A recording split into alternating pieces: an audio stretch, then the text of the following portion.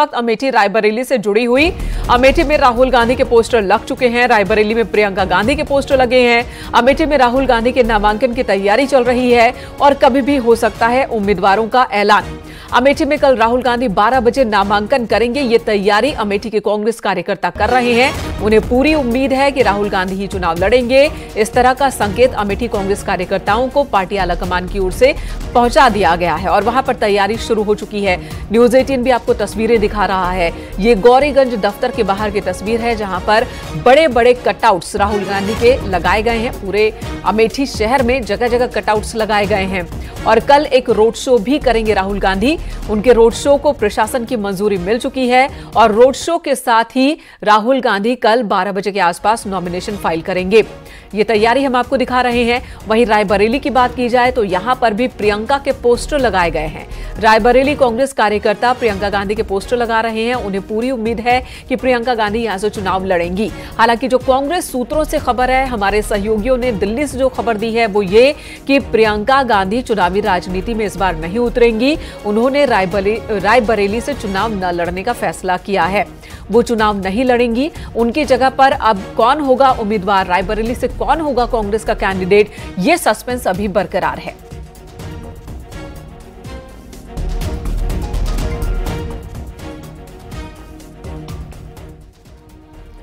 तो अमेठी में राहुल गांधी के रोड शो की तैयारी हो चुकी है। कल राहुल गांधी का अमेठी में रोड शो है। राहुल के रोड शो को मंजूरी मिल चुकी है। राहुल गांधी के नामांकन की तैयारी भी पूरी हो गई है।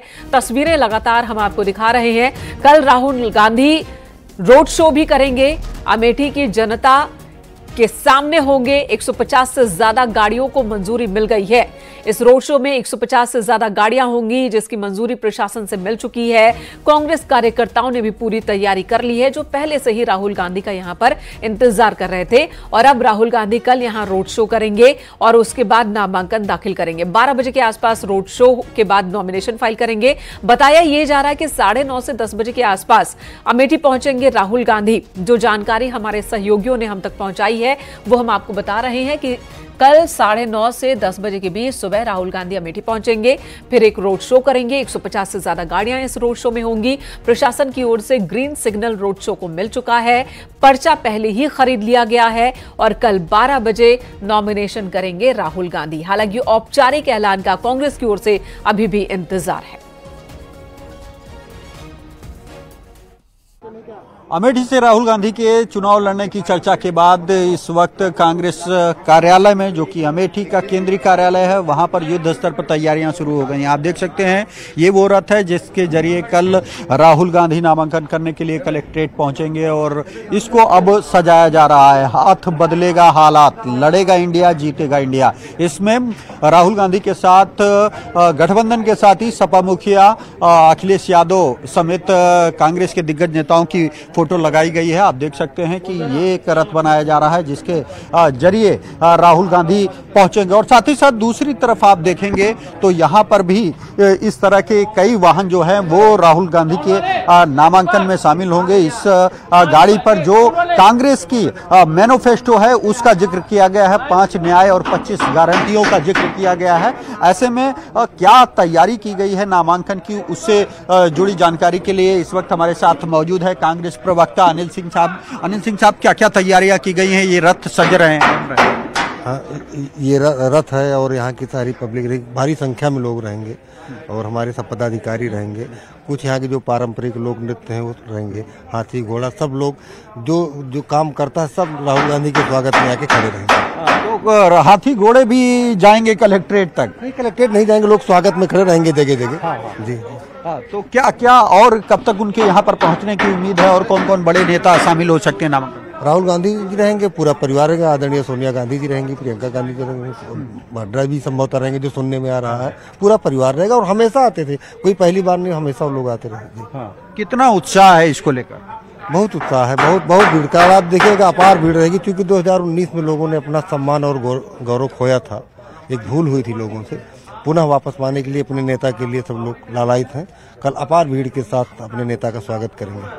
तो जैसा कि आपने सुना, ये वो कांग्रेस के नेता और कार्यकर्ता हैं जिनका कहना है कि कल भारी भीड़ के साथ राहुल गांधी अमेठी में नामांकन करेंगे और उसी की तैयारी के लिए आप देख सकते हैं कि इस वक्त अमेठी के गौरीगंज स्थित जो कांग्रेस का केंद्रीय कार्यालय है वहां पर इस रथ को सजाया जा रहा है और कल राहुल गांधी इसी रथ पर सवार होकर अमेठी के कलेक्ट्रेट पहुंचकर अमेठी से लोकसभा चुनाव के लिए नामांकन करते हुए नजर आएंगे। ऐसे में आप देख सकते हैं कि फ्रंट पर भी जो गठबंधन के साथी हैं समाजवादी पार्टी के मुखिया अखिलेश यादव का फोटो लगाया गया है, साथ ही साथ राहुल गांधी का भी फोटो नजर आ रहा है। ऐसे में अब देखना होगा कि राहुल गांधी कल जब नामांकन के लिए पहुंचते हैं तो उनके साथ और कौन कौन नेता मौजूद रहेंगे, लेकिन ये तय माना जा रहा है कि राहुल गांधी के अमेठी से चुनाव लड़ने के ऐलान के बाद अमेठी में दिलचस्प मुकाबला देखने को मिलेगा।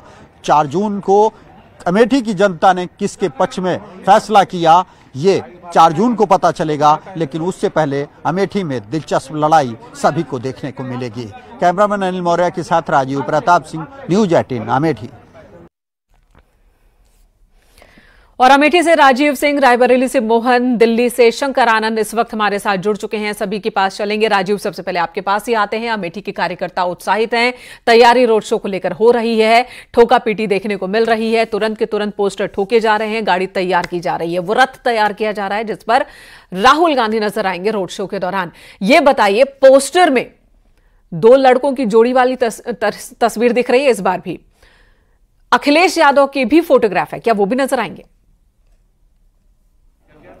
अब देखिए, यकीनन क्योंकि समाजवादी पार्टी और कांग्रेस का उत्तर प्रदेश में गठबंधन है, जिसके तहत आप देख रहे होंगे कि लगातार उत्तर प्रदेश के विभिन्न लोकसभा सीटों पर समाजवादी पार्टी और कांग्रेस संयुक्त तौर पर प्रचार करते हुए नजर आ रही है। ऐसे में आप देख सकते हैं कि सुबह से लेकर शाम तक ये तमाम जो अमेठी के नेता हैं, कार्यकर्ता हैं, वो लोग इंतजार कर रहे हैं उस ऑफिशियल लिस्ट का, जिसका सिर्फ ऐलान होना बाकी है। वैसे तय हो चुका है। क्या उम्मीद है, कब तक ऐलान होगा, कितनी देर में लिस्ट आ?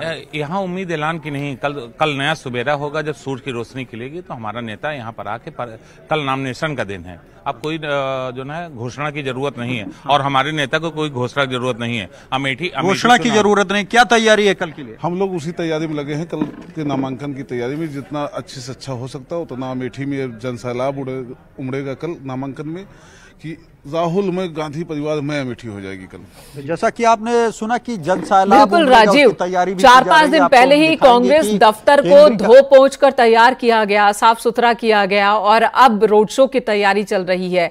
कांग्रेस के कार्यकर्ता तो ये भी कह रहे हैं कि किसी भी अनाउंसमेंट की जरूरत नहीं है, कल की सुबह के साथ ही अमेठी के लिए नए दिन की शुरुआत होगी, नया सुबह आ जाएगा। रायबरेली से मोहन है, लेकिन उससे पहले दिल्ली का रुख कर लेते हैं। शंकर आनंद इस वक्त हमारे साथ मौजूद हैं। शंकर, भले ही कांग्रेस कार्यकर्ताओं को इंतजार ना हो, लेकिन अमेठी और रायबरेली की जनता को जरूर इंतजार होगा कि आखिर कांग्रेस इतना वक्त क्यों ले रही है और कौन वो चेहरे हैं जो चुनाव मैदान में कांग्रेस का प्रतिनिधित्व करेंगे। इंतजार और कितना? निश्चित तौर पे देखिए, इस वक्त में 10 बज चुके हैं और 10 बजे का एक जो इंतजार हो रहा था कि 10 बजे तक नाम की घोषणा हो सकती है, लेकिन अभी तक नाम की घोषणा नहीं हुई है।